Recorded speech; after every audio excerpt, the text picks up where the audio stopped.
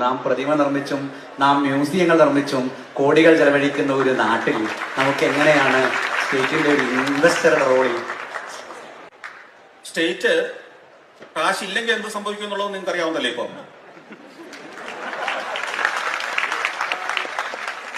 ഇതിലേതാ ഭേദം? അതാണ് നമ്മൾ തീരുമാനിക്കേണ്ടത്. നമുക്ക് ചില കാര്യങ്ങൾ ഏത് ദാരിദ്ര്യത്തിലും ചെയ്യേണ്ടി വരും എന്ന അഭിപ്രായമുണ്ട് എനിക്ക്. ഞാൻ കാര്യങ്ങളെ പോസിറ്റീവായി കാണുന്ന ഒരാളാണ്. ബഹിരാകാശ ഗവേഷണം ഇന്ത്യയിലെ പട്ടിണി മുഴുവൻ മാറിയിട്ട് ചെയ്യേണ്ട ഒരു കാര്യമാണ്. നമ്മുടെ പ്രതിരോധ സംവിധാനങ്ങളെ നവീകരിക്കല് നമുക്ക് നമ്മുടെ ദാരിദ്ര്യം എല്ലാം മാറിയിട്ട് ചെയ്യാൻ കഴിയുന്ന കാര്യമാണോ? അല്ല. അതുകൊണ്ടാണ് വിവിധ വകുപ്പുകളായി ഇതിനെ തിരിച്ചിരിക്കുന്നത്. ഓരോ വകുപ്പിനും നിശ്ചിത തുക മാറ്റിവെക്കുന്നത് അതുകൊണ്ടാണ്. ഈ വകുപ്പിന്റെ പണിയെല്ലാം കഴിഞ്ഞിട്ട് മിച്ചമുള്ള തുക മറ്റേ വകുപ്പിൽ നിന്നല്ല ഒരു സ്റ്റേറ്റും തീരുമാനിക്കുന്നത്, ഒരു രാഷ്ട്രവും തീരുമാനിക്കുന്നത് അങ്ങനെയല്ല.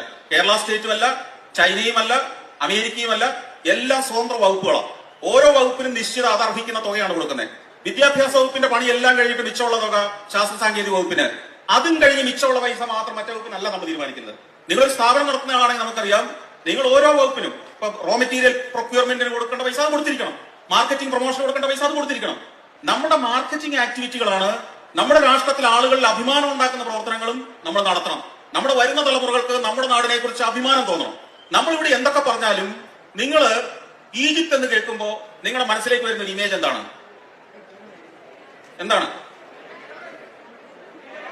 പിരമിഡ്. സത്യത്തിൽ എത്ര വേസ്റ്റ് ആയിരുന്നു അത്, അല്ലെ?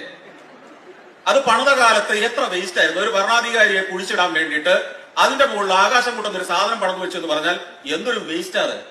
പക്ഷെ ഇന്ന് ആ രാഷ്ട്രത്തിന്റെ വലിയൊരു സമ്പദ്ഘടന ചലിക്കുന്നത് ആ വേസ്റ്റിന്റെ പുറത്താണ്.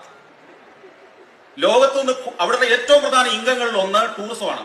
അതിന്റെ പ്രധാന കാരണം ഈ പിരമിഡാണ്. ഷാജഹാൻ എന്നൊരു ഭരണാധികാരി ഭാര്യയോടുള്ള പ്രണയം മൂത്ത് പണിത ഒരു താജ്മഹൽ എന്ന് പറഞ്ഞൊരു സാധനം ഇന്ന് പണിയാൻ തുടങ്ങിയിരുന്നെങ്കിൽ അവസ്ഥ ഒന്ന് ആലോചിച്ച് നോക്കിയാൽ ഷാജഹാന്റെ പൊടി പോലും കിട്ടുമായിരുന്നോ?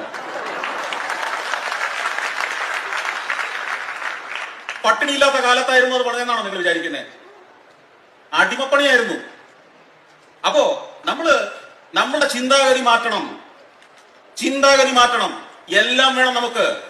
അഭിമാനത്തോടെ ലോകത്തിന് മുമ്പിൽ തലയുയർത്തി നിൽക്കാൻ കഴിയുന്ന, അവർ അംഗീകരിക്കുന്ന നിർമ്മിതികളും വേണം ഇവിടെ. അതിനൊക്കെയുള്ള വകുപ്പ് ഇവിടെ ഉണ്ടെന്നേ, അതിനൊക്കെയുള്ള റിസോഴ്സുകൾ ഇവിടെ ഉണ്ടെന്നേ. കട്ടുപിടിക്കാതിരുന്നാൽ മതി.